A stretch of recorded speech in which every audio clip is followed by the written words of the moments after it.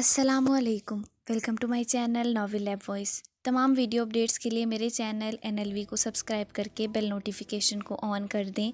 تو آئیے سنتے ہیں آج کی ویڈیو میں مصنفہ واہبہ فاطمہ کا نہایت دلکش ناول اسیر ہجر، ایپیسوڈ نمبر 3۔ اریب، تمہیں آخر ہو کیا رہا ہے؟ مما کو بلاؤں؟ پلیز کچھ تو بولو، کیوں مجھے پریشان کر رہے ہو؟ وہ دونوں مردان خانے میں داخل ہوئے تھے۔ سائمہ بیگم نے انہیں جب سمجھایا کہ اب اریب انیل کی مما نیاب گل ہوگی اور ان کی خالہ جانی ہی چھوٹے پاپا کی دلہن بنے گی، تو یشم نے تو کوئی ریئیکٹ نہیں کیا تھا، مگر اریب یہ سن کر ضرور گمسم سا ہوا تھا۔ وہ لوگ مردان خانے کے انٹرنس کے بڑے محراب کے پاس کھڑے تھے۔ سلیمان خانزادہ کے پہلو میں خالہ جانی سرخ دوپٹے میں دلہن بنی سر جھکائے بیٹھی تھی۔ یشم اریب کے ساتھ آگے جانا چاہتا تھا، مگر اریب ادھر سے ہی پیچھے پلٹ آیا تو یشم کو بھی اس کے پیچھے آنا پڑا۔ وہ اپنے کمرے میں آ کر اپنے سر کے بال مٹھیوں میں جکڑتا اپنے بیڈ پر اوندھے منہ گرا تھا۔ یشم پریشان سا اس کے اوپر جھکا ہوا تھا۔ اریب، میں مما کو بلانے جا رہا ہوں۔ کوئی ضرورت نہیں کسی کو بلانے کی، سب مر گئے ہیں میرے لیے۔ وہ پیچھے مڑ کر دھاڑا تھا۔ یشم ٹھٹک کر رکا اور اس کی درگدوں حالت ملاحظہ کی۔ اس کی لال انگارہ آنکھوں میں شعلے سے بھڑک رہے تھے۔ ماتھے کی رگیں پھولی ہوئی تھیں۔ آنکھیں اس قدر سرخ ہونے کے باوجود صحرا کی مانند خشک تھیں۔ وہ جو آنسو اس کے اندر گر رہے تھے وہ اندر ہی اندر اس کے وجود کو بھڑکتا الاؤ بنا رہے تھے۔ اریب، خدا کے لیے مجھے بی جان کو بلانے دو۔ تم کیوں سب کو غلط سمجھ رہے ہو؟ جو ہوا وہ نہیں ہونا چاہیے تھا۔ اریب نے سپاٹ لہجے میں کہتے اس کی بات بیچ میں ہی اچک لی۔ وہ سب ہوتا بھی نہیں اگر وہ ہمارے گھر نہ آتی۔ وہ بے تاثر چہرہ لیے ایک جانب گھورتے ہوئے سرد لہجے میں بولا۔ اریب، کیا بولے جا رہے ہو؟ میں کسی کو… یش، تم اپنے روم میں جاؤ، سر میں درد ہے، مجھے نیند آ رہی ہے، مجھے آرام کرنا ہے۔ وہ یوں نارمل لہجے میں بولا جیسے اب سے پہلے کچھ ہوا ہی نہیں تھا۔ وہ اب بیڈ پر لیٹ کر اپنی آنکھوں پر بازو رکھ گیا۔ اریب، یش جاؤ یہاں سے، جاتے ہوئے ڈور لاک کر جانا۔ اس کی سرد آواز پر یشم بوجھل قدموں سے کمرے سے باہر نکل گیا۔ دروازہ لاک ہونے کی آواز پر وہ جھٹکے سے اٹھ کر بیٹھا۔ دل چاہ رہا تھا بیت السلطان کا ذرہ ذرہ تہس نہس کر ڈالے، مگر نہیں۔ اسے یہ غصہ ایک بھڑکتا الاؤ بنا کر اپنے سینے میں محفوظ رکھنا تھا۔ یہ غم و غصہ اگر بھڑاس بن کر نکال دیتا تو آگے جا کر سب کی زندگیوں میں جو طوفان اٹھانے والا تھا وہ کیسے کرے گا؟ تبھی واپس جھٹکے سے بیڈ پر لیٹ کر آنکھوں پر بازو رکھ لیا۔ نیاب گل دھیمے سے بچیوں کو لے کر اس کمرے میں داخل ہوئی تو ٹانگیں بے جان ہو کر کانپنے لگی تھیں۔ وہ دروازے کے بیچوں بیچ ٹھٹک کر رک گئی۔ اس کے پیچھے سائمہ جو ملازمہ کے ساتھ بچیوں کا سامان لے کر آ رہی تھی، اسے دروازے پر ہی جمے دیکھ کر اس کے قریب آئی۔ بے بسی اور لاچاری کے احساس نے نیاب کو جیسے بے جان سا کر دیا تھا۔ آپی، خدا کے لیے آپ لوگ مجھ پر رحم کریں، اتنی جلدی یہ سب ضروری ہے کیا؟ بڑی خانم بیگم کے حکم پر خود کو اور آئمہ کو سلیمان خانزادہ کے کمرے میں موجود پا کر وہ بے بسی سے لب بھینچ گئی تھی۔ بہت ضروری ہے۔ ضروری نہ ہوتا تو خانم بھی کبھی یہ حکم صادر نہ کرتی۔ بچوں کو یہ تاثر دینا ضروری ہے کہ اب تم آئمہ کی جگہ ان کی ماں ہو۔ نیاب گل، آخر یہ سب قبول کیوں نہیں کر لیتی ہو؟ قبول کر لوگی تو آسانی رہے گی، نہیں تو خواہ مخواہ خود پر ظلم اور اپنی آنکھوں کو ہلکان کرتی رہو گی۔ سائمہ نے اسے بری طرح جھڑکا تو وہ سر جھکا گئی۔ سائمہ نے ہی دان کچکچا کر اسے بازو سے تھام کر بیڈ پر بٹھایا۔ پیچھے مڑ کر ملازمہ کو گھورا جو کھڑی دلچسپی سے یہ سب دیکھ رہی تھی۔ وہ گڑبڑا کر آگے بڑھی اور نیاب اور بچیوں کا سامان کمرے کی ڈریسنگ اور الماریوں میں سیٹ کرنے لگی۔ وہ اپنا کام سر انجام دے کر جا چکی۔ نیاب، بچیوں کو کاٹ میں سلا دو۔ کمرے کے کونے میں دونوں بچیوں کا کاٹ بھی شفٹ کر دیا گیا تھا۔ نیاب نے گہری نیند سوئی بچیوں کو کاٹ میں لٹا دیا۔ خود اضطراب کے عالم میں بیڈ پر بیٹھ کر اپنی انگلیاں چٹکانے لگی۔ ریلیکس رہو، اتنی پریشان کیوں ہو؟ سلیمان تمہاری سوچ سے بھی زیادہ اچھا ہے۔ بس ابھی تازہ تازہ غم ہے تو ڈسٹرب ہے، کچھ وقت گزرے گا تو اس سے زیادہ مہربان کسی کو نہیں پاؤ گی تم۔ سائمہ نے کمرے سے جاتے وقت اس کے کندھے پر ہاتھ رکھ کر اسے تسلی دیتے ہوئے کہا۔ وہ پھیکی سی ہنسی ہنستے سر اسبات میں ہلا گئی، مگر اندر ہی اندر کہیں خوف سا دل میں بیٹھ گیا تھا۔ سائمہ اسے اکیلے چھوڑ کر کمرے سے باہر نکل گئی، جبکہ ادھر بیڈ پر جیسے کانٹے اگائے تھے۔ وہ اضطراری کیفیت میں اپنے ہاتھوں کی انگلیاں چٹکاتے گئی۔ سائمہ سختی سے حکم دے کر گئی تھی کہ اس نے اس بیڈ سے نیچے اترنے کی ہمت بھی کی تو وہ اسے کبھی معاف نہیں کرے گی۔ تبھی وہ اب بیڈ پر موجود تھی۔ بے خوابی، کمزوری، لا یقینی خیالوں کے بھرمار نے اسے ادنوا کر دیا تھا۔ گہری سوچ میں ڈوبے اسے پتہ ہی نہ چلا کہ کب دروازہ کھل کر بند ہوا اور کب وہ دھیمے قدموں سے چلتا کمرے کے اندر داخل ہوا تھا۔ اسے یوں بیڈ پر دیکھ کر سلیمان جبڑے بھینچ کر رہ گیا۔ جن اذیتوں سے راہ فرار اختیار کرنے کے لیے وہ اب تک حویلی کے پچھلے حصے سے نکل کر ڈیرے پر چلا گیا تھا، اب رات کے دوسرے پہر واپس لوٹتے ہی وہ تمام اذیتیں سینہ تان کر اس کے سامنے پوری جزیات سمیت موجود تھیں۔ نایاب انہیں اتنے غصے میں لال انگارہ آنکھیں لیے اپنے سامنے دیکھ کر بے تحاشا گھبراتی بڑے میکانکی انداز میں بیڈ سے نیچے اتر کر کھڑی ہوئی تھی۔ نایاب، آپ ابھی یہاں اس کمرے میں کیا کر رہی ہیں؟ ہمت کیسے کی یہاں آنے کی؟ وہ دھیمی آواز میں مگر اپنے لہجے میں قدرے چٹانوں جیسی سختی لیے دہاڑا تو نایاب گل تھر تھر کانپتے خوف کے مارے سختی سے آنکھیں بھیج گئی۔ سلیمان اس کے خود سے اس قدر خوف کھانے کے باعث مزید تیز سے پاگل ہو گیا۔ وہ کیا سمجھ رہی تھی کہ وہ کیا کرنے والا ہے اس کے ساتھ؟ وہ خانم بی نے کہا۔ وہ خوف زدہ ہوتے بس اتنا ہی بول پائی، گیٹ لاسٹ نایاب گل، جائیں یہاں۔ سلیمان کے الفاظ نے اپنے منہ میں ہی دم توڑا تھا جب وہ تیورا کر زمین پر گرنے لگی اور سلیمان نے گھبرا کر اس کی جانب لپکتے اسے کمر سے تھام کر گرنے سے بچا لیا۔ اس کا سر ایک جانب ڈھلک گیا تھا، سادہ سے پیلے سوٹ میں کمزور سا وجود، دوپٹہ جو سختی سے خود سے لپیٹا ہوا تھا وہ بھی اب ڈھلک کر زمین بوس ہو چکا تھا۔ شٹ! سلیمان نے دانت پیسے اور اس نازک گڑیا سے وجود کو بازوؤں میں بھر کر اب خود ہی بیڈ پر نرمی سے لٹایا۔ نایاب گل، نایاب۔ سلیمان نے اس کا مرجھایا ہوا چہرہ تھپ تھپایا۔ مطلب کہ اس کی پلس چیک کی تو وہ بالکل نارم تھی، یعنی کہ یہ بے ہوشی ہے، بے تحاشا خوف، بے خوابی، سٹریس اور کمزوری کا نتیجہ تھی۔ سائمہ آپی، آئمہ آپی، مجھے اکیلے مت چھوڑے، ڈر لگتا۔ وہ غنودگی میں بڑبڑانے لگی۔ سلیمان کو صحیح معنوں میں اب اس پر ترس آیا تھا۔ وہ سب کچھ بھول کر اب اس پر بیتنے والے مظالم کا سوچنے لگا۔ اتنی سی عمر میں اس نے کیا کچھ نہیں برداشت کیا تھا۔ سلیمان نے اس پر کمفرٹر درست کیا اور اب اس کے پاس ہی بیڈ گراؤنڈ سے ٹیک لگا کر آنکھیں موند کر نیم دراز ہو گیا کہ وہ مسلسل نیند میں کبھی وارث کو، کبھی سائمہ اور کبھی آئمہ کو پکار رہی تھی۔ سلیمان نے اس پر ترحم بھری نگاہ ڈالی۔ نگاہ اس کے ہلکے زدہ آنکھوں پر گہرا سایہ کیے پلکوں سے الجھ گئیں۔ وہ دل میں اسی سے مخاطب تھا، میں زندگی میں تم سے کبھی محبت نہیں کر سکتا نایاب۔ اپنے حصے کی تمام محبت آئمہ کو دے چکا ہوں، ہاں، مگر اب تم پر سختی ہرگز نہیں کروں گا کہ اس سب میں تمہارا سرے سے کوئی قصور ہی نہیں۔ تم تو خود زمانے کی ستائی ہوئی ہو، اسی لیے سلیمان خان زادہ کو اب صرف تم سے ہمدردی ہے۔ سلیمان نے ایک نظر اس کے کمزور وجود پر ڈالی اور سر جھٹک کر کروٹ بدل کر سونے کی کوشش کرنے لگا۔ وہ اپنے خاص بندے بالے کو روئی کی طرح دھونک رہا تھا۔ حارث بیگ آدھے سر کچلے سانپ کی طرح پھنکا رہا تھا۔ لاؤنج کی دہلیز پر کھڑی ایک عورت بے بسی کی مورت بنی اپنے شیطان صفت عورت کو کسی نامحرم دوسری عورت کے لیے سانپ کی طرح لوٹتے دیکھ رہی تھی۔ میں کہتا ہوں اس کو ختم کیوں نہیں کیا اور آج اس کے نکاح کی خبر مجھے سنا رہی ہو؟ یہ اس تل بھر کی چھوکری نے دوسری مرتبہ حارث بیگ کو شکست دی ہے۔ اسے تو میرے پہلو کی زینت بننا تھا مگر وہ میرے ہاتھ سے پھر نکل گئی۔ میں کسی کو بھی نہیں چھوڑوں گا۔ وہ پھنکارا، وہ اپنے منہ سے مغالطات کا طوفان بک رہا تھا۔ بالا بمشکل اپنی جان بچا کر بھاگا۔ وہ عورت شکستہ قدموں سے چلتی اس بے وفا بدذات آدمی کے قریب آئی۔ اس کی ٹانگوں سے ایک ڈرا سہما 6 سال کا بچہ لپٹا ہوا تھا جو خوف زدہ نگاہوں سے اپنے باپ کو دیکھ رہا تھا۔ سعدیہ نے اس آدمی کی جانب نفرت سے دیکھا کہ ان چند دنوں میں ہی اسے اس کی اوقات و حیثیت کھل کر معلوم ہو چکی تھی۔ کوئی شخص اتنا گھٹیا کیسے ہو سکتا تھا کہ اپنے ہی رشتوں کے تقدس کو پامال کرتے ہوئے اپنے ہی بھائی کی عزت کے بارے میں اتنا گھٹیا سوچے؟ اگر اس لڑکی کے لیے اتنا ہی تڑپ رہے ہیں تو پھر یہ بھی بتا دے بیگ صاحب کہ آپ کی زندگی میں میری کیا حیثیت، کیا اوقات ہے؟ وہ حقارت بھرے لہجے میں بولی تھی جب ایک زناٹے دار تھپڑ نے اس کا گال بھی سجا ڈالا۔ اپنی بکواس بند رکھو اور اپنے کمرے میں جاؤ۔ تمہاری حیثیت اور تمہاری اوقات وہی ہے جو اس حویلی کی عورتوں کی ہوا کرتی ہے، مطلب پیروں کی جوتی ہوتی ہے عورت۔ اب خوش، اب دفع ہو جاؤ یہاں سے۔ مجھے ابھی کے ابھی طلاق دو حارث بیگ، میں تم جیسے غلیظ آدمی کے ساتھ ایک سیکنڈ بھی مزید نہیں رہنا چاہتی۔ لے آنا کوئی گاؤں کی کھونٹے سے بدھی رہنے والی سیدھی سادی گائے۔ میں تم جیسے بزدل اور شیطان صفت آدمی کے ساتھ ایک لمحہ بھی ایک چھت کے نیچے نہیں گزارنا چاہتی۔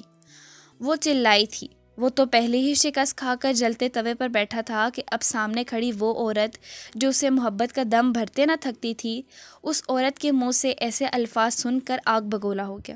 مطلب ایک اور عورت سے شکست؟ کبھی نہیں۔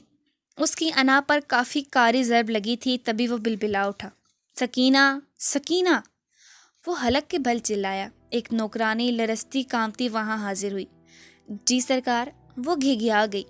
چھوٹے سرکار کو ان کے کمرے میں لے کر جاؤ اور اسے اچھے سے کھانا کھا کر سلا دینا۔ مما۔ وہ بچہ سہم گیا اور ماں کے آنچل میں جیسے گھس گیا۔ مجھے کہیں نہیں جانا مما، مجھے آپ کے پاس رہنا ہے۔ ایک چیخ و پکار تھی جو لاؤنج میں مچ گئی تھی۔ وہ نوکرانی چھوٹے سے معصوم بچے کو اپنی جانب کھینچ رہی تھی، جبکہ وہ حیوان سعدیہ کو اپنی جانب کھینچ رہا تھا۔ پھر جلد ہی وہ نوکرانی بلکتے ہوئے بچے کو یوں ہی اس کے کمرے میں لے گئی اور حارث نے سعدیہ کو اپنے کمرے میں لا کر اس زور سے بیڈ پر پٹکا کہ اس کا سر بیڈ گراؤنڈ سے ٹکرا کر زخمی ہوا تھا۔ سعدیہ کی آنکھوں کے سامنے تارے ناچنے لگے، مگر وہ پھر بھی ہمت کر کے جھٹکے سے اٹھی۔ سامنے کھڑا وہ شخص اب اس کی استہزائیہ نگاہوں سے دیکھنے لگا۔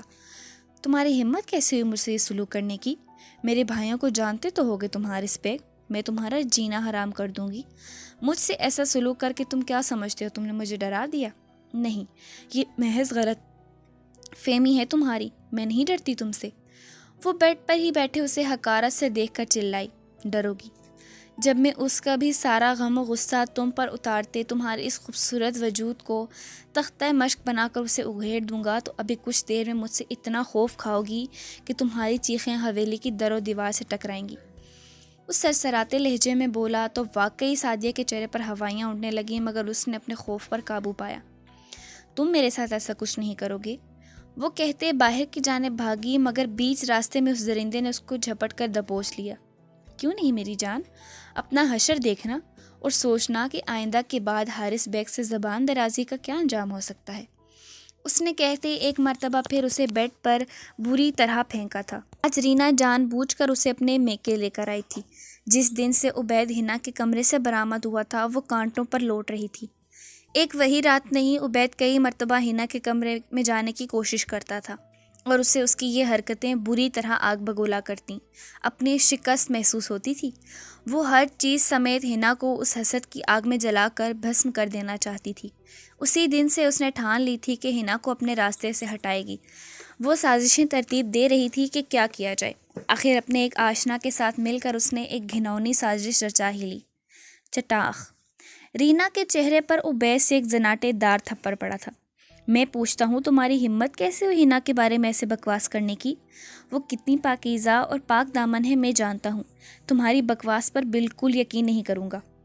عبید نے غرا کر کہا، مت کرو، میں نے اپنی آنکھوں سے دیکھا ہے، وہ تمہارے سامنے معصومیت کا ڈھونگ رچاتی ہے، جبکہ میرے ہزار منع کرنے کے باوجود وہ میری آنکھوں کے سامنے ہر دوسرے دن تمہاری عزت کا جنازہ نکالتی ہے۔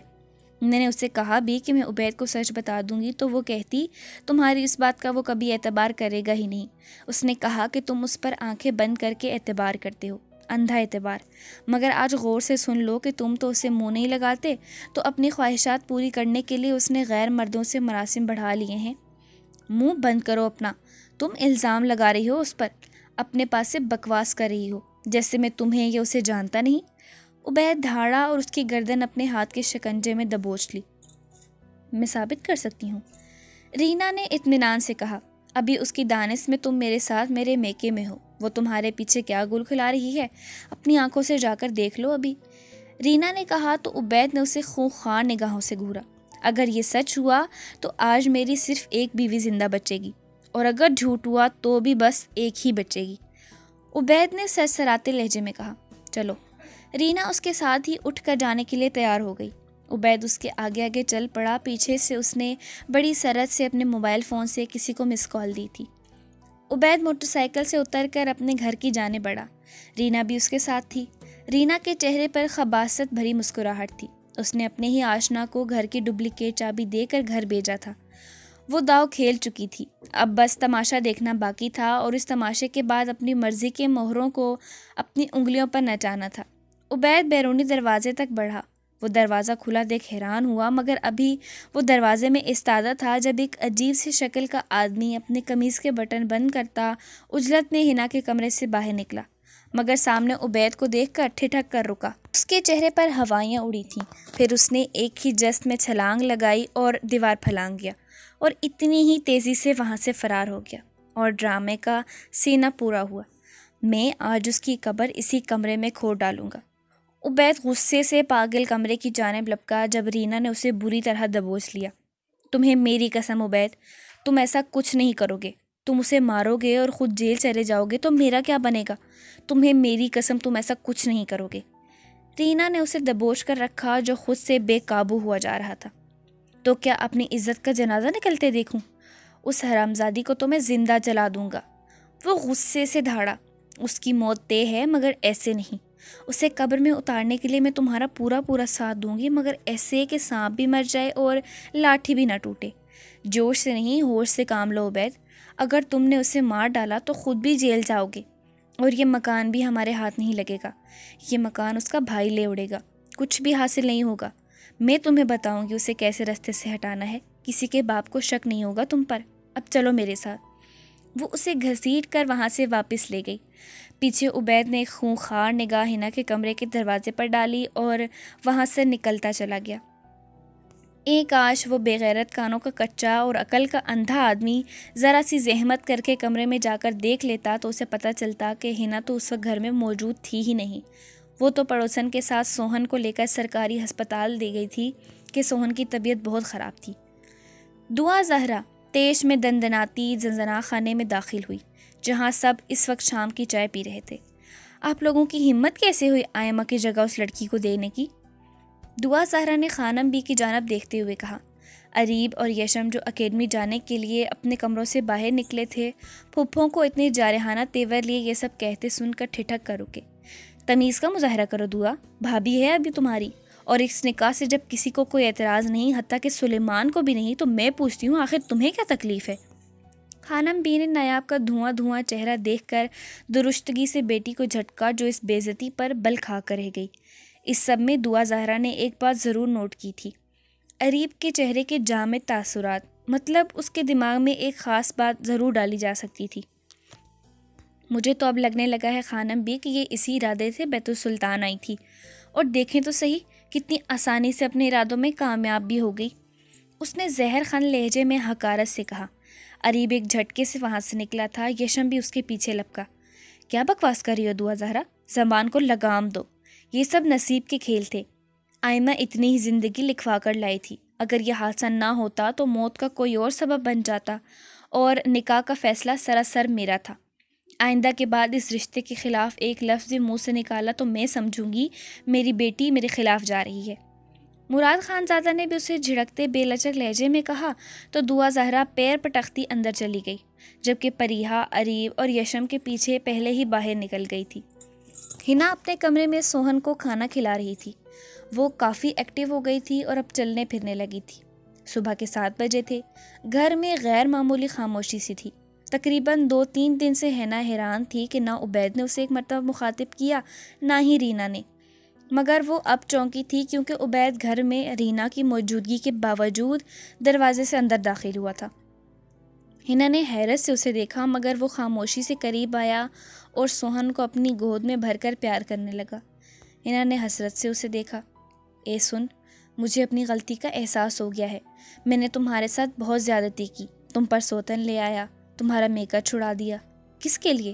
اس عورت کے لیے جو مجھے ایک دن بھی سکون نہیں دے پائی، مگر اب مجھے احساس ہے، اگر تو اپنے بھائی سے ملنا چاہتی ہے تو تیار ہو جا، میں ملا لاتا ہوں۔ سنا ہے وہ ایبٹ آباد شہر آیا ہوا ہے، 31 کلومیٹر ہی ہے، تیرے بھائی سے معافی بھی مانگ لوں گا، ابھی جائیں گے تو شام تک واپس آ جائیں گے۔ عبید کے ہر لفظ پر ہنا نے بے یقینی سے اس کا چہرہ دیکھا۔ وہ اس کی آنکھوں میں دیکھنا چاہ رہی تھی مگر وہ پوری طرح سوہن کی جانب متوجہ تھا۔ ہنا پر شادی مرگ کی سی کیفیت طاری ہو گئی۔ کیا سچ عبید؟ آپ سچ بول رہے ہیں؟ ہاں سچ بول رہا ہوں، تیری قسم، عبید نے بے تاثر لہجے میں کہا۔ ٹھیک ہے، میں جلدی سے ذرا سوہن کو تیار کر لوں۔ ہنا اتنے میں ہی ہواؤں میں اڑنے لگی تھی۔ نہیں، کافی لمبا سفر ہے، بچی کو ہوا یا ٹھنڈ لگ سکتی ہے۔ یہ رینا کس مرض کی دوا ہے؟ وہ سنبھال لے گی میری گڑیا کو، ہم جلد واپس آ جائیں گے، تو فکر نہ کر، اگر اس نے ذرا بھی گڑبڑ کی تو اس کی ٹانگیں توڑ دوں گا۔ وہ تیز لہجے میں بولا۔ اب ہنا تذبذب کا شکار تھی کہ اپنی گڑیا کو چھوڑ کر جائے بھی کہ نہیں، مگر پھر بھائی سے ملنے کی تڑپ اور چاہ نے اسے فیصلہ کرنے پر مجبور کر دیا۔ ویسے تو وہ اپنی گڑیا کے لیے کسی پر ایک پل کا بھی بھروسہ نہ کرتی، مگر اب زندگی نے اتنا اچھا موقع دیا تھا، اگر عبید اپنی بات سے پھر جاتا تو۔ ٹھیک ہے، میں تیار ہو کر آتی ہوں، میں نے سوجی کی مٹھائی بنائی تھی، بھائی کو بے تحاشا پسند ہے، وہ بھی لے لیتی ہوں، گھر کی لسی اور ساگ بھی، بھابھی بنا لے گی ساگ، وہاں لاہور تو اس موسم میں ملتا ہی نہیں نا۔ وہ عبید سے کہتی جلدی سے اپنے کپڑے نکال رہی تھی۔ عبید نے کوئی تبصرہ نہیں کیا، اس کے ہونٹوں پر ایک پراسرار سی چپ کے کفل لگے تھے جیسے۔ ہنا اپنے کپڑے لے کر واش روم میں گھس گئی، کچھ ہی دیر میں تیار ہو کر چادر لیے باہر نکلی تھی۔ عبید نے گٹھری میں ساگ، مٹھائی کے پلاسٹک کا ڈبہ اور لسی کی 2 بوتلیں باندھ دی تھیں۔ وہ خوشی خوشی باہر نکلی، سوہن کو جی بھر کر پیار کیا۔ ایک مرتبہ تو اسے چھوڑ کر جاتے کلیجہ منہ کو آ گیا، مگر اس نے اپنا دل مضبوط کر ہی لیا۔ عبید نے سوئی ہوئی سوہن کو رینا کی گود میں ڈالا۔ اے سن، اگر میری گڑیا کا صحیح سے خیال نہیں رکھا تو ٹانگیں توڑ دوں گا تیری، سمجھی؟ عبید غرایا۔ جی رکھوں گی، اچھے سے خیال رکھوں گی، وہ بظاہر ڈرے ہوئے لہجے میں بولی۔ ہنا عبید کے سنگ باہر نکلی، پیچھے سے رینا نے ایک پراسرار مسکراہٹ کے ساتھ اس کی پشت کو دیکھا۔ چھٹی ہونے پر اریب، یشم اور انل اسکول سے باہر آئے تھے۔ بیرونی گیٹ تک آئے تو باہر کھڑے سلیمان خانزادہ کو دیکھ کر حیران ہوئے۔ سفید کرف لگے سوٹ میں سن گلاسز لگائے وہ سرخ و سفید رنگت والا جوان سالہ خوبصورت ترین مرد سب کی توجہ اپنی جانب کھینچ رہا تھا۔ ان کے بچے بھی تو ایسے ہی تھے، اسکول میں سب سے نمایاں، سب سے جدا۔ بابا، انل بھاگ کر سلیمان کی ٹانگوں سے لپٹ گیا۔ سلیمان نے اسے پیار کیا، پھر اریب اور یشم کو خود سے لپٹا لیا۔ بابا، آج آپ ہمیں لینے کیوں آئے ہیں؟ انل کے سوال پر سلیمان مسکرائے۔ اب انہیں کیا بتاتے کہ دل عزیز بیوی کے بعد اب وہ اپنے بچوں کو کھرونچ تک نہیں آنے دیں گے، جبکہ دشمن زخمی باولے کتے کی طرح ان کی بو سونگتا پھر رہا تھا۔ میرا دل کر رہا تھا اپنے بچوں کو دیکھنے کو، تو آج خود دیکھنے چلا آیا۔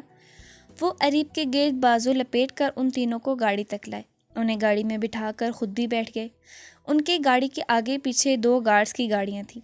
وہ لوگ وادی کی گہرائی میں بنے ایک پل سے گزر رہے تھے کہ پل کے آس پاس جھاڑیوں میں چھپے بیٹھے دشمن نے ان پر فائرنگ کھول دی۔ بالا اپنے پاگل ہوئے مالک کے حکم پر اندھا دھند فائرنگ کروا رہا تھا کہ اس سے حکم تھا کہ مراد خان زادہ کے وارثوں کو موت کے گھاٹ اتارنا ہے، اس کے خاندان کا ایک بھی بچہ سلامت نہیں چھوڑنا، جبکہ سلیمان خان زادہ کو ایسی موت دینی کہ مراد خان زادہ سدا یاد رکھتا۔ سلیمان بجلی کسی تیزی سے بچوں کو لے کر سیٹ کے نیچے جھکا۔ اریب فائرنگ کی آواز سن کر بے تحاشا خوف زدہ ہوا تھا۔ اپنے بابا اور بھائیوں کو بھی کھو دینے کے خوف سے چہرہ لٹھے کی طرح سفید ہوا۔ انل اور یشم جو اس کے دائیں بائیں بیٹھے تھے انہیں سختی سے خود میں بھینس لیا۔ گارڈز نے جوابی کارروائی کی۔ سلیمان خان زادہ کے گارڈز میں اس وقت شارپ شوٹرز بھی شامل تھے جنہوں نے سب سے پہلے بالے کا نشانہ لیا اور اسی کا سینہ گولیوں سے چھلنی کیا۔ بالے کو اور 3 آدمیوں کو مرتا دیکھ باقی کے آدمی بزدلوں کی طرح بھاگ نکلے۔ ادھر سلیمان خان زادہ کی جانب کسی کو جانی نقصان نہیں ہوا۔ جب گولیوں سے چھلنی گاڑیاں بیت السلطان کے ڈرائیو وے پر رکیں تو مردان خانے میں موجود مراد خان زادہ، خانم بی، سائمہ اور نایاب کی جان پر بن آئی۔ یہ مناظر دیکھ مراد خان زادوں کے پیروں تلے سے زمین سے رک گئی۔ حارث بیگ ان کے لیے ان کے گلے کی ہڈی بن چکا تھا جو نہ نگلا جاتا تھا نہ اگلا۔ وہ سچ مچ ایک ہلکاؤ زدہ کتا بن گیا تھا جس پر کسی طور قابو نہیں پایا جا رہا تھا۔ اس پر قابو پانا مشکل تھا مگر ناممکن نہیں۔ اس سارے بکھیڑے کے لیے مراد خان زادہ نے حل سوچا تھا اور اس پر عمل پیرا ہونے کا وقت آ چکا تھا۔ موٹر سائیکل اپنی منزل کی جانب رواں دواں تھی۔ ہنا کے چہرے پر دھیمی سی مسکراہٹ تھی۔ اس نے عبید کے کندھے پر ہاتھ رکھا ہوا تھا۔ یہ شخص اتنا بھی برا نہیں ہے، آخر اپنی غلطی کا احساس ہو ہی گیا انہیں۔ اب میں کوشش کروں گی کہ ان کو ناراض نہ کروں۔ سامان کی چھوٹی سی گٹری گود میں دھرے وہ اپنی ہی سوچوں میں ڈوبی ہوئی تھی، جبکہ جس کے پہلو میں وہ بیٹھی تھی وہ اس کی اس ہمدردی کے بالکل بھی قابل نہیں تھا کہ وہ اپنی مکروہ سازش کو پایہ تکمیل تک پہنچانے کو اسے موت کے منہ میں لے کر جا رہا تھا۔ آخر عبید کو اپنا مقصد پورا ہوتا دکھائی دیا۔ اس کی بائک کی سپیڈ بہت دھیمی تھی، جبکہ سامنے سے درختوں کے تنوں سے لدے ٹرالے کی سپیڈ کافی تیز تھی۔ جب وہ ٹرالا قریب آیا تو عبید نے بہت اچانک ایک جھٹکے سے بائک جان بوجھ کر لہرائی جیسے وہ لڑکھڑایا ہو۔ وہ ایک جھٹکے سے بائک سے جیسے اڑ کر سڑک کے پاس بنے کھیتوں میں گرا، گٹری زمین پر، جبکہ ہنا کا بائک سمیت ٹرالر سے تصادم ہوا تھا۔ وہ اتنی بری طرح ٹرالر کے نیچے کچلی گئی تھی کہ پہچان کرنا مشکل امر تھا کہ وہ اشرف کی گڑیا ہینا ہی ہے کہ کوئی اور۔ بدقسمتی کی ایک اور داستان اپنے انجام کو پہنچی۔ محبت کا ایک اور باب انتہائی بھیانک طریقے سے بند ہو گیا اور ہینا موقع پر ہی جاں بحق ہو گئی۔ گھر میں ایک کوہرام سا برپا تھا۔ اشرف جو ایبٹ آباد شہر میں تھا، کسی خیر خواہ کی اطلاع پر ٹھنڈیانی پہنچا تو سب کچھ ختم ہو چکا تھا۔ اس کی دنیا اندھیر ہو چکی تھی۔ نازوں سے پالی بہن کچلی ہوئی لہو لہان میت نے اس کے کندھے جھکا دیے۔ کفن میں لپٹے ہنا کے وجود سے لپٹ کر وہ دھاڑے مار مار کر رویا تھا، مگر اشرف چاہے آنسوں کی ندی بہا دیتا، وہ اب اپنے سفر آخرت کو نکلی رکنے والی نہیں تھی۔ اشرف نے بلک بلک کر روتے اس کی آخری رسومات ادا کروائی تھیں۔ میت جب گھر کے صحن میں رکھی تھی تو عجیب سی چہمگوئیاں سنائی دی تھیں۔ ارے جو موٹر سائیکل کے آگے بیٹھا تھا اسے تو خروش تک نہ آئی، یہ معصوم جان کیسے کچلی گئی؟ یہ ساگ کی گٹھری بھی صحیح سلامت ہے، لسی کی بوتلیں، مٹھائی کا ڈبہ صحیح سلامت ہے، تو لڑکی کیسے مر گئی؟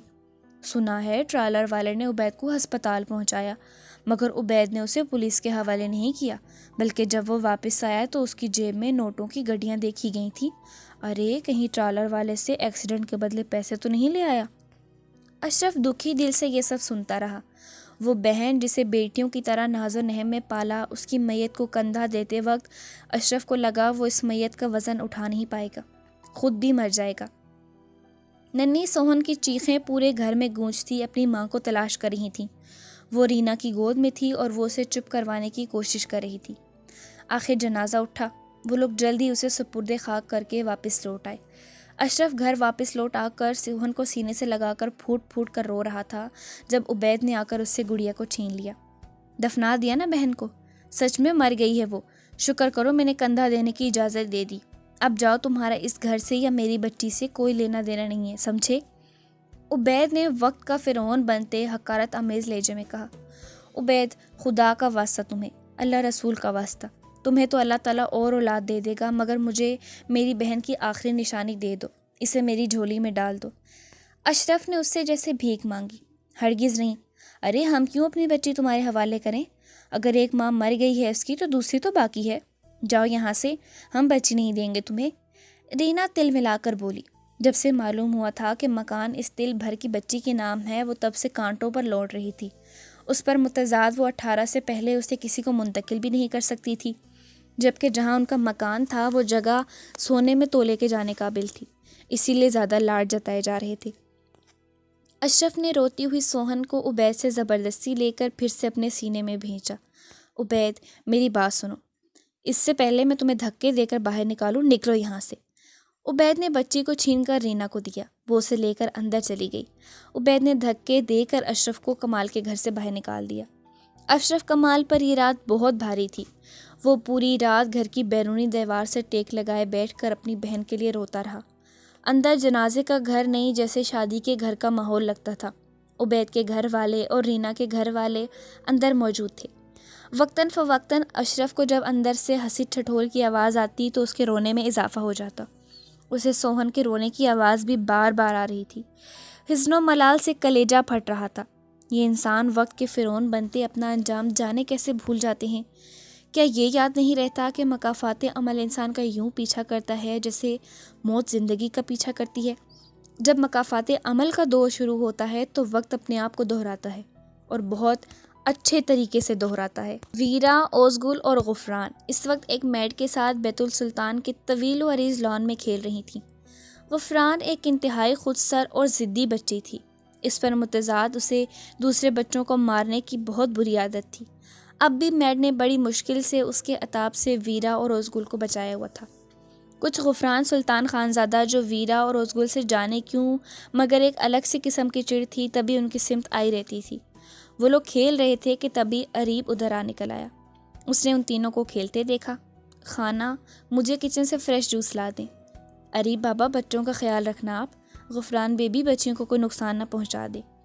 وہ اسے تنبیہ کرتی اریب کے لیے جوس لینے اندر چلی گئی۔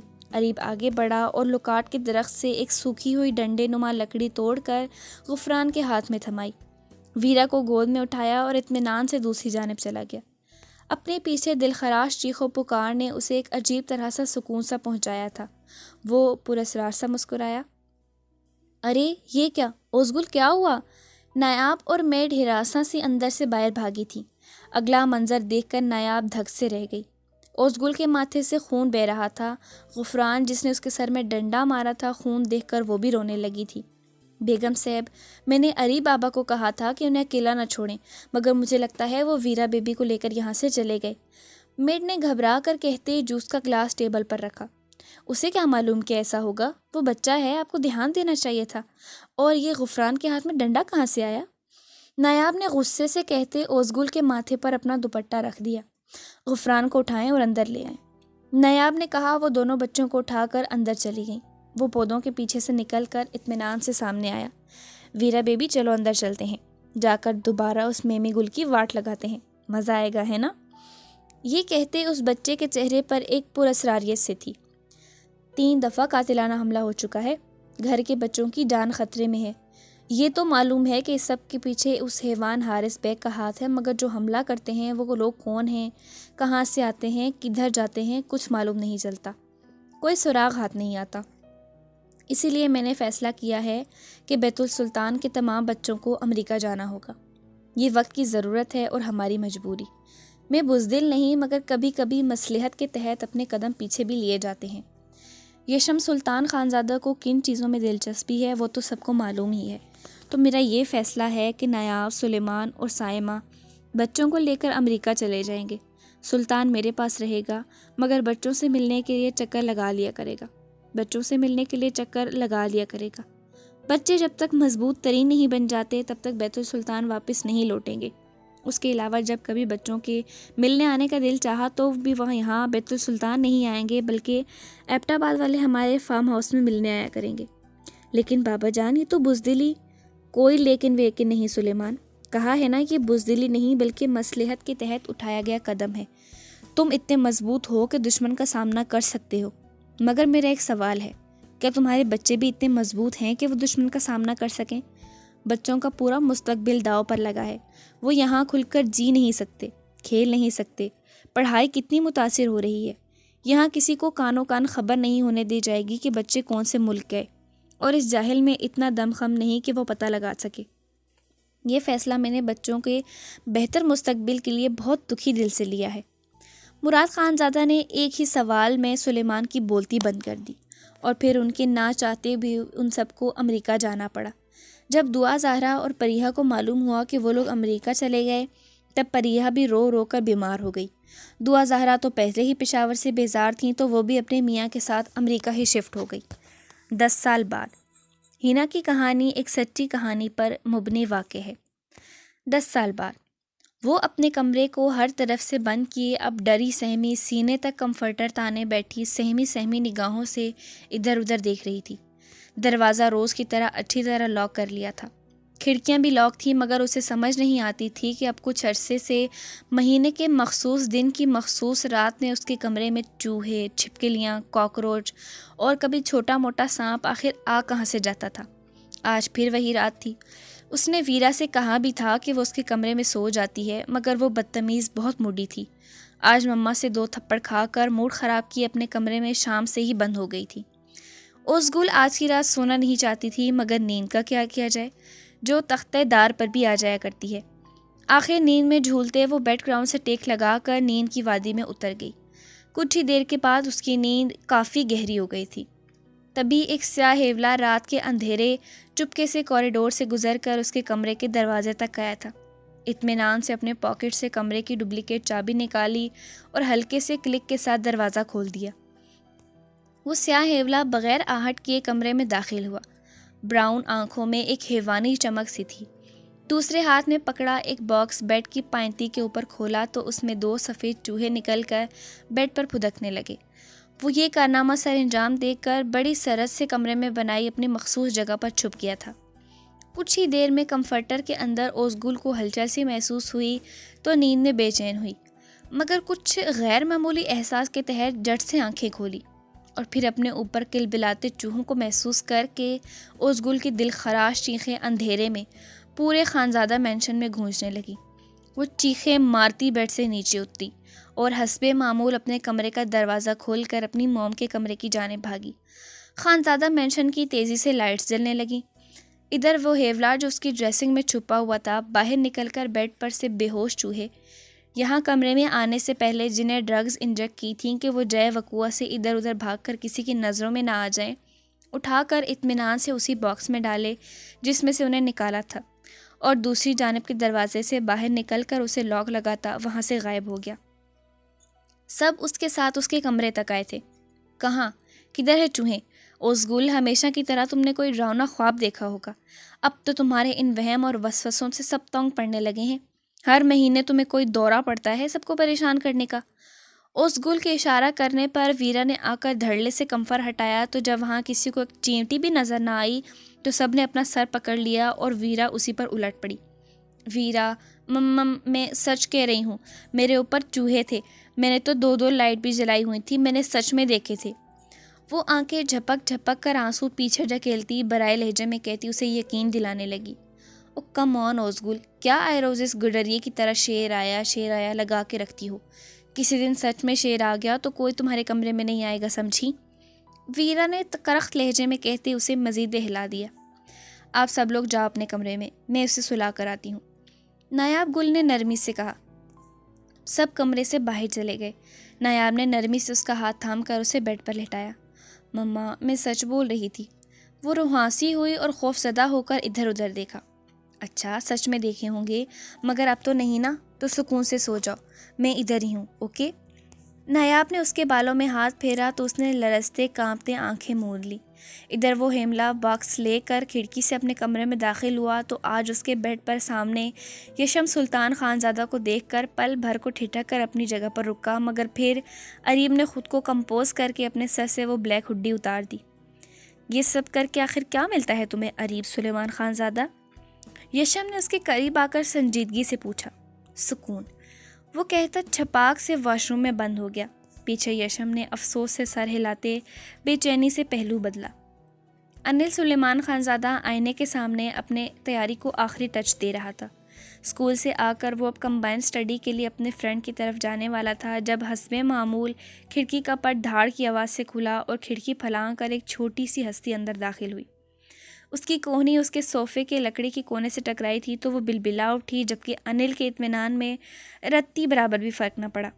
کوئی اتنا بھی کمینہ نہ ہو۔ 12 سالہ لمبے سر و قد کی حامل نیلی آنکھوں والی نازک گڑیا سی ویرا نے دانت پیس کر انل کی جانب دیکھا۔ What's wrong with you? اب کیا پرابلم ہے تمہیں ویرا؟ وہ بیزار سی شکل بنا کر صوفے پر بیٹھ کر اپنے شوز کے لیسز باندھنے لگا۔ مجھے تمہارے ساتھ جانا ہے انل، ویرا نے بازو سے ہلاتے زمین سے اٹھ کر صوفے پر بیٹھتے ہوئے کہا۔ کہاں؟ انل مشکوک ہوا۔ ہیئر کٹ لینے، اطمینان بھرا جواب آیا تھا۔ انل نے حیرت سے آنکھیں سکیڑ کر اس ڈھیٹ ابن ڈھیٹ کو دیکھا۔ وہ جھلا گئی اور اپنی لمبی گھنی تیل میں چپڑی کرلی بالوں کی سنہری چوٹی کمر سے کندھے کے آگے گرائی، جو کہ آدھے فٹ تک بڑھ گئی تھی۔ جانے کیا تھا، وہ اپنے بالوں سے جتنا چڑھتی تھی اتنا ہی اس کے بال تیزی سے گروتھ کرتے تھے۔ میں تنگ آ چکی ہوں ان بالوں سے، مجھ سے نہیں کیری کیے جاتے، اور سب سے بڑی بات، میں بالکل تمہارے جیسی بننا چاہتی ہوں۔ اس کا لہجہ اٹل تھا۔ انل نے افسوس سے سر ہلایا۔ اور جو پچھلی مرتبہ مما سے تھپڑ پڑے تھے وہ بھول گئی ہو؟ یہ تو پاپا نے بچا لیا تھا، نہیں تو موم تمہارا منہ ہی توڑ دیتی۔ انل نے اسے ڈرانا چاہا کہ ابھی 8 ماہ پہلے ہی تو وہ انل کے ساتھ جا کر بالکل اسی کی طرح لڑکوں والی کٹنگ کروا آئی تھی، تو نایاب گل کا صدمہ کے مارے حال برا ہو گیا تھا۔ تب انل نے پہلی مرتبہ اپنی موم کو اس قدر تیش میں ویرا پر ہاتھ اٹھاتے دیکھا۔ وہ قدرے ڈھیٹ واقع ہوئی تھی، دبنگ، بے خوف، بہادر، صحت مند اور ایکٹیو، اور اس کے متضاد اوزگل جو کمزور اور انتہائی نازک سی تھی، ڈرپوک اور ڈری سہمی، اور وہ ایسی کیوں تھی یہ پراسرار راز آج تک کوئی نہیں جان پایا تھا۔ زیادہ سے زیادہ کیا کریں گی موم؟ 2-4 تھپڑ ہی لگائیں گی نا، لگانے دو، اس گھونسلے سے تو جان چھوٹ جائے گی۔ وہ بیزار شکر بنا کر بولی۔ تم سیریس ہو؟ Of course yes. ویرا نے آنکھیں پٹپٹائیں تو انل اٹھ کر کھڑا ہوا کہ ان خرافاتی کاموں میں وہ اس کا پورا ساتھ دیا کرتا تھا۔ چلو پھر، مگر موم کے سامنے میرا نام لینے کی حماقت مت کرنا، نہیں تو گھنجا کر دوں گا۔ وہ ایک انگلی اٹھا کر وارننگ دیتے ہوئے بولا۔ اوکے۔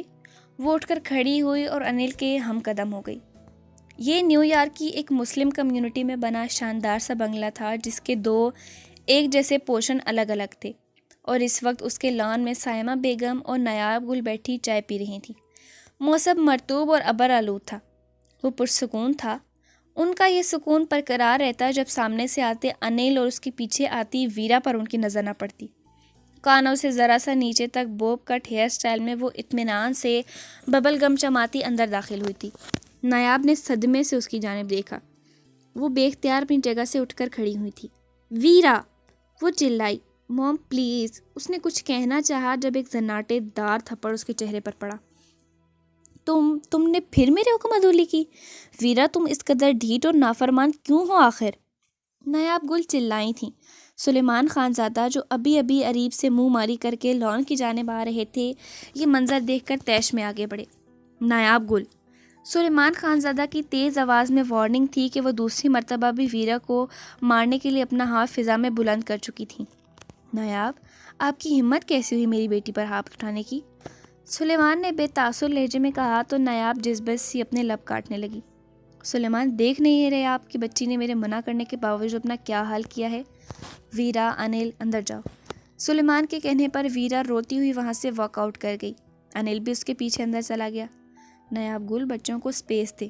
جب وہ نہیں رکھنا چاہتی لمبے بال تو اسے فورس مت کریں۔ یہ کیا طریقہ ہے بچوں کے ساتھ پیش آنے کا؟ سلیمان خان زادہ نے نرمی سے اسے سمجھایا۔ اس کی حالت دیکھیں، ایک دن ہمیں واپس تو لوٹنا ہی ہے نا سلیمان۔ بی جان کیا کہیں گی کہ ہم بچوں کی ٹھیک سے تربیت نہیں کر پائے۔ یہ لوگ مغربی رنگ ڈھنگ کو اپنا رہے ہیں جو مجھے بالکل پسند نہیں۔ نایاب نے دانت بھینچ کر اپنی پریشانی بتائی۔ کچھ نہیں ہوگا بی جان، کچھ نہیں کہیں گی، آپ چائے پلائیں مجھے۔ سلیمان نے لکڑی کی کرسی پر ڈھہ جانے کے انداز میں بیٹھتے ہوئے کہا اور اپنی دکھتی کن پٹیاں سہلائیں۔ یشم اپنی ڈریسنگ کے پاس کھڑا تھا جب دروازہ نوک ہوا۔ کم ان۔ اجازت ملنے پر اریب سلیمان خان زادہ اندر داخل ہوا۔ چلیں؟ یس، یشم نے کہتے اپنا بیٹ اٹھایا۔ وہ جم جانے کے لیے بالکل تیار تھے۔ اچھا تم باہر نکلو، میں بائک نکالتا ہوں، اریب نے کہا تو یشم نے اسبات میں سر ہلایا۔ وہ کہہ کر باہر نکل گیا۔ یشم ڈریسنگ تک آیا جب کوئی دھاڑ سے دروازہ کھول کر اندر داخل ہوا۔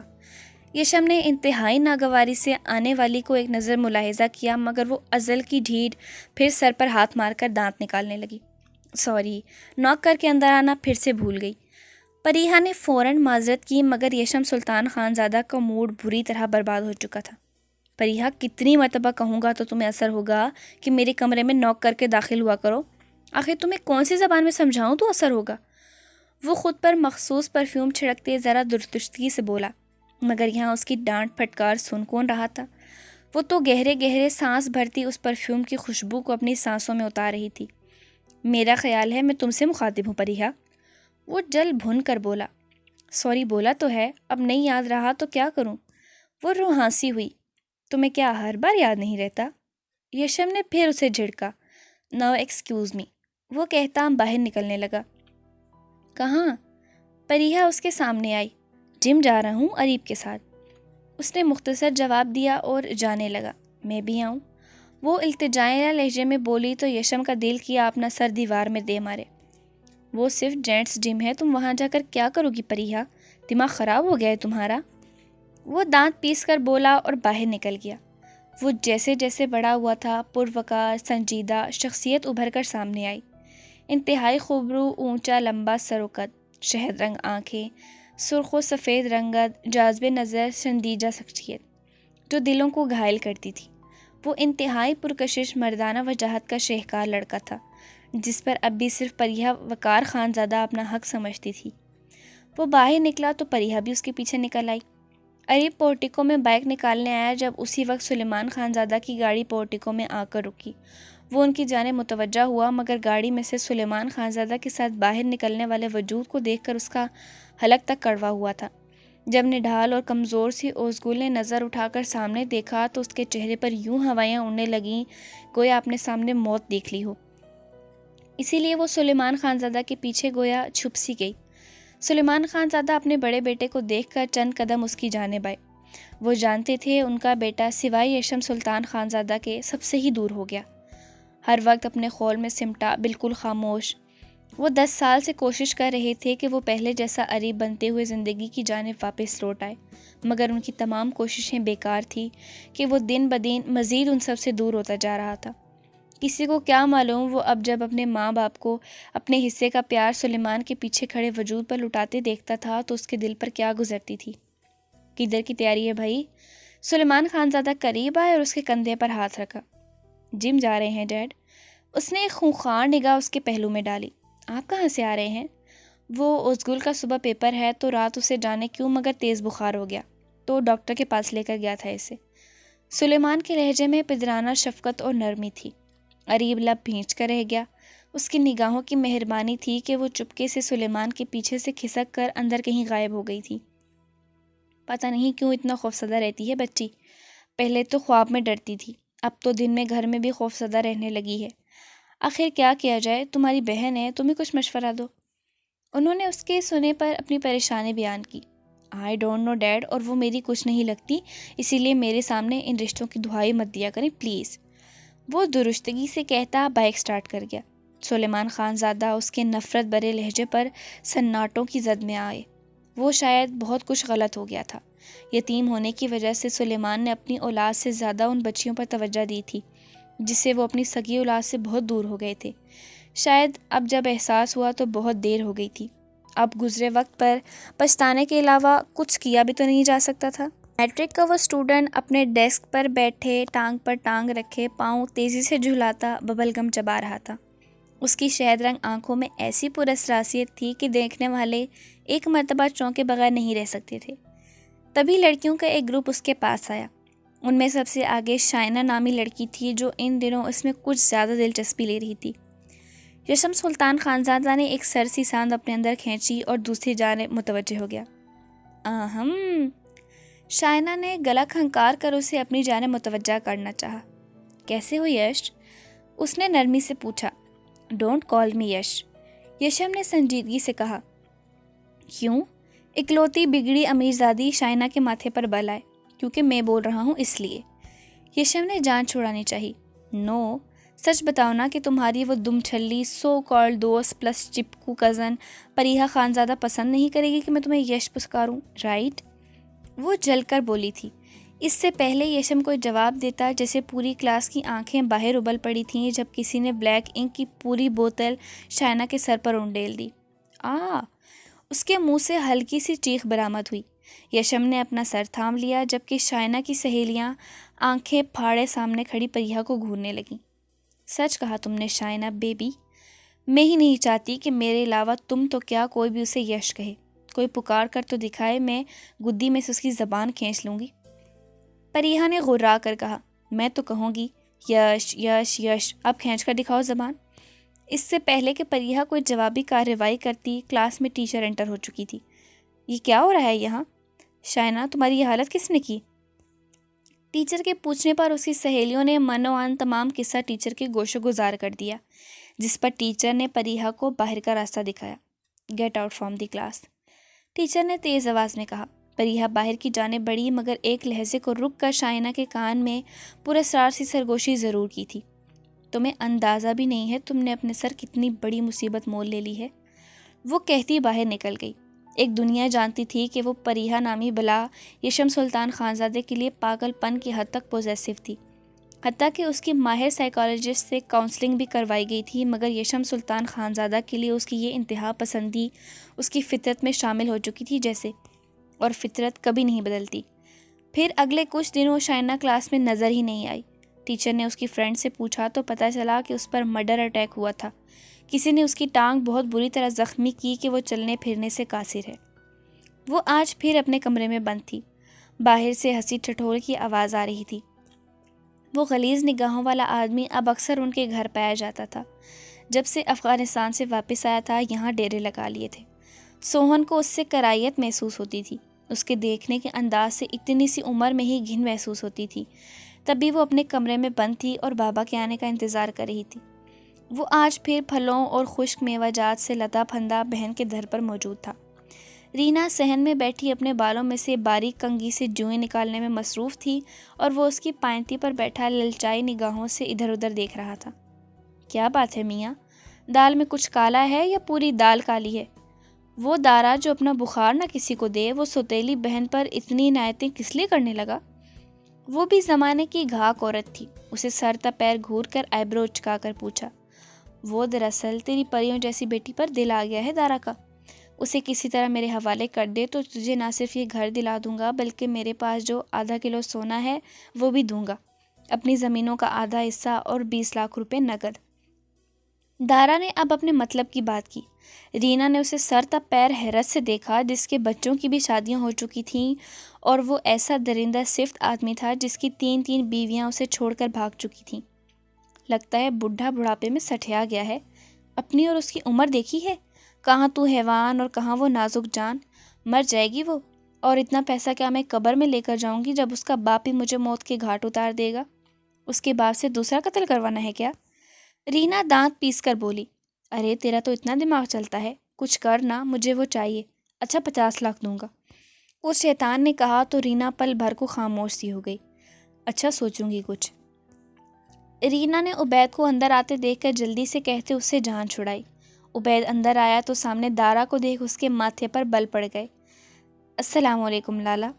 اس نے چاپلوسی کا مظاہرہ کرتے سلام کیا، مگر عبید بنا جواب دیے اپنے گڑیا کے کمرے کی جانب چلا گیا۔ اس کی تو میں اکڑ ایسی توڑوں گا کہ قبر بھی نصیب نہیں ہوگی۔ وہ دل ہی دل میں تل ملایا۔ عبید کمرے میں داخل ہوا تو اپنی نازک سی گڑیا کو اون کی چادر میں دبکے ہوئے پایا۔ عادل ابھی مدرسے میں تھا جو اس کا خیال کر لیا کرتا تھا۔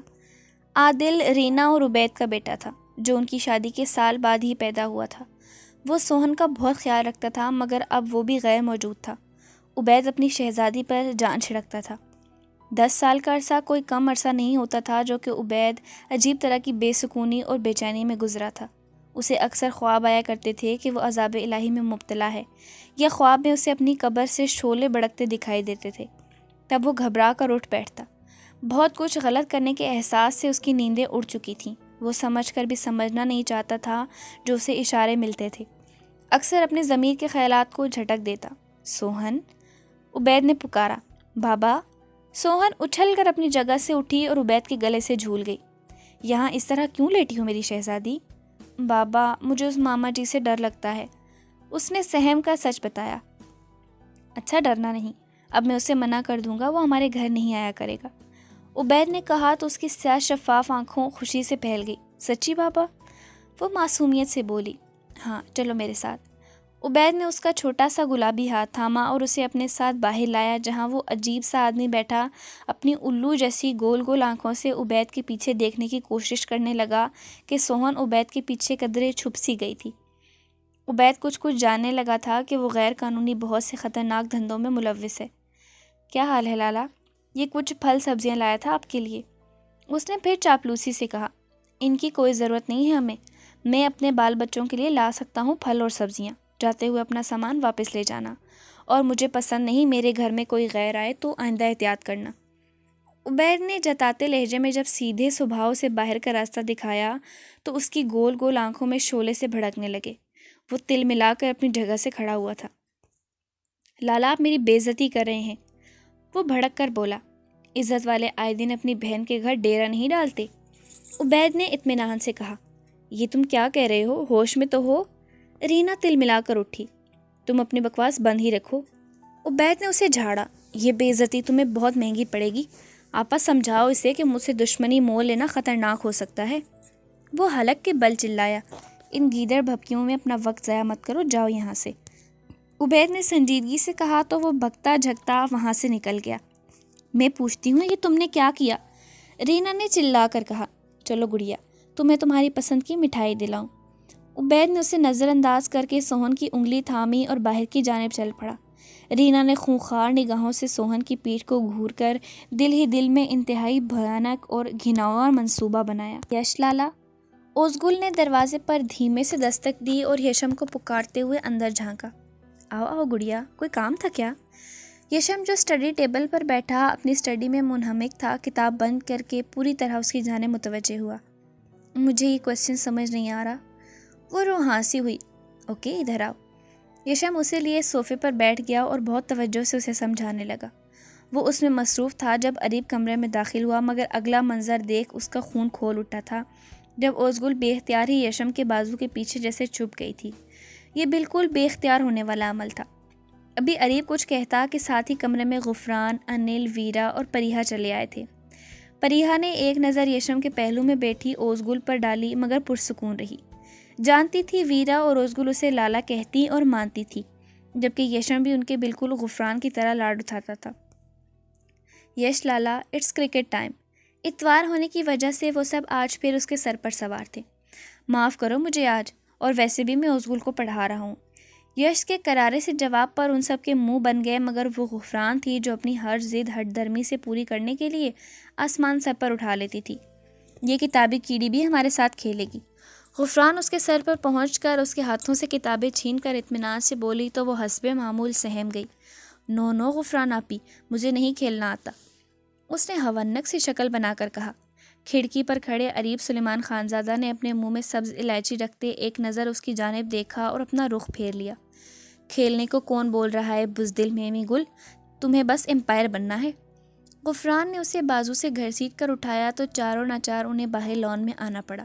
اوزگل سامنے کین کی کرسی پر اطمینان سے بیٹھ گئی۔ کھیل تو سبھی رہے تھے اور وہ تھی تو امپائر، مگر جب یش نے سکسر مارا تو یہ وہ تالیاں بجا بجا کر خوش ہوتی ہنسے گئی۔ ویرا نے دانت پیس کر اسے دیکھا۔ یش لالا کی چمچی، امپائر ہو تم تو پھر اس ٹیم کے لیے کیوں ہوٹنگ کر رہی ہو؟ ویرا نے اسے یاد دلایا۔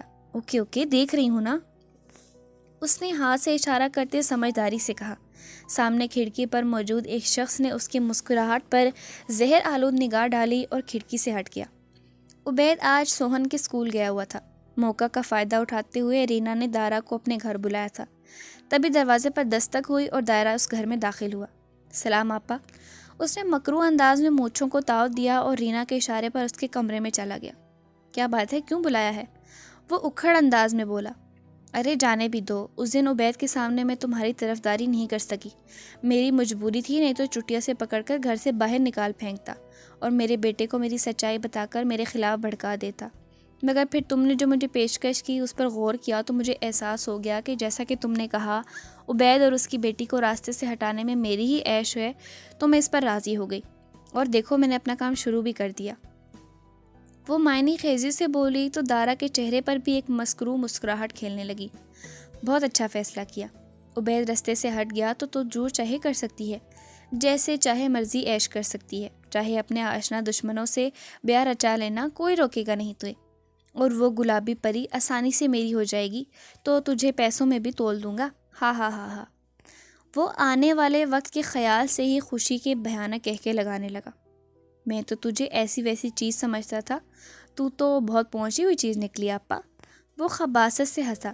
ارے ایسی ویسی، 10 سال سے اس عبید کو پاگل بنا کر رکھا، بڑا دم چھلا بنتا تھا میری سوتن کا، آنکھ میں تنکے کی طرح کھٹکتی تھی، ایسا کھیل رچایا کہ عبید کو بھی اندھا کر دیا، بے وقوف جان ہی نہیں پایا کہ میری سوتن بیچاری تو پاک دامن تھی، وہ تو میرا آشنا تھا شمو، گھر خالی کی چابی میں نے ہی اسے دی تھی اور خالی کمرے سے نکلا تھا، ایسی دھول جھونک کر اس کے ہاتھ سے اس کی بے گناہ بیوی کو مروایا کہ مزہ آ گیا۔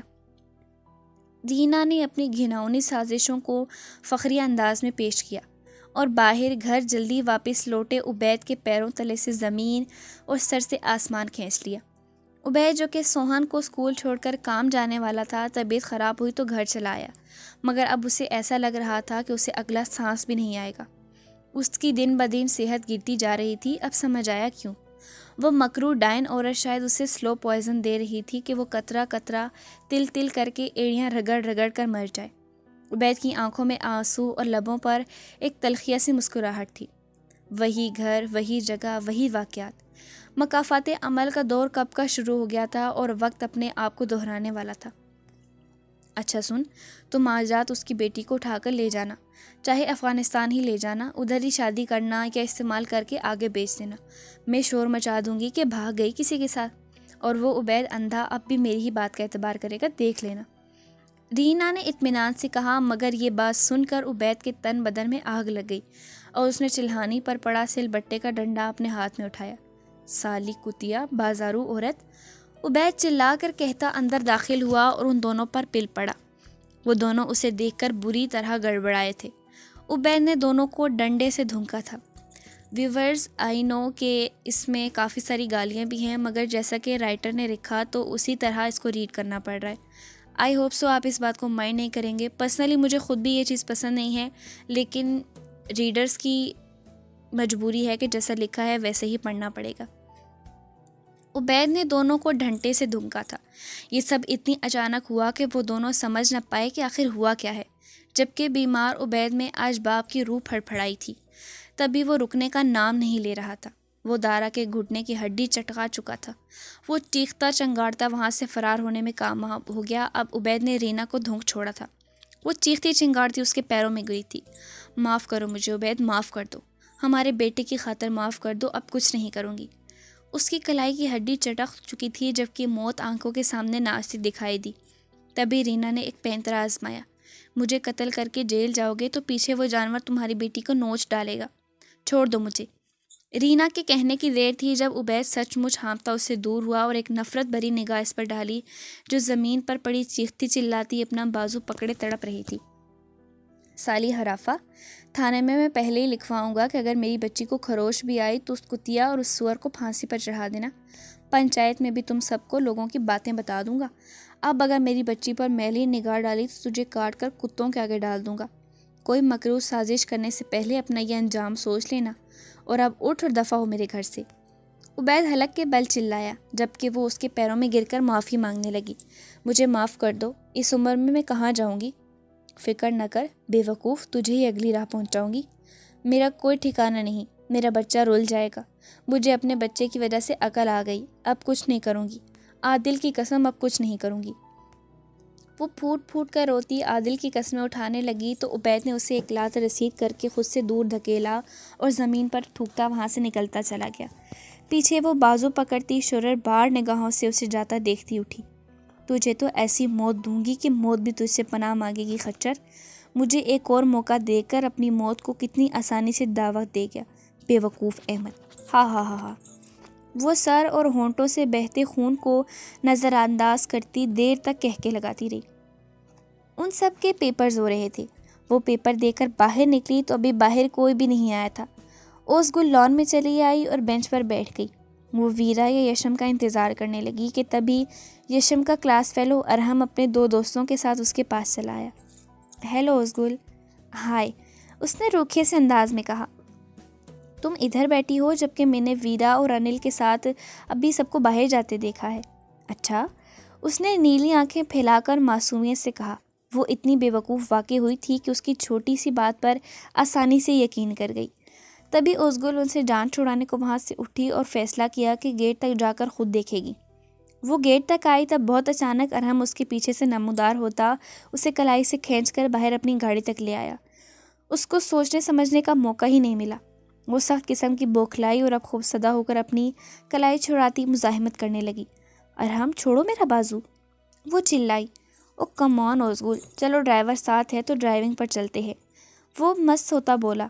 उसके दोनों दोस्त हंसने लगे और उसे फड़फड़ाता देखकर एंजॉय करने लगे, मगर उन्हें ये एंजॉयमेंट ज़्यादा देर देखना नसीब नहीं हुई जब कटाक की आवाज़ पर अरहम की कलाई की हड्डी चटक चुकी थी। वो बुरी तरह चीखा।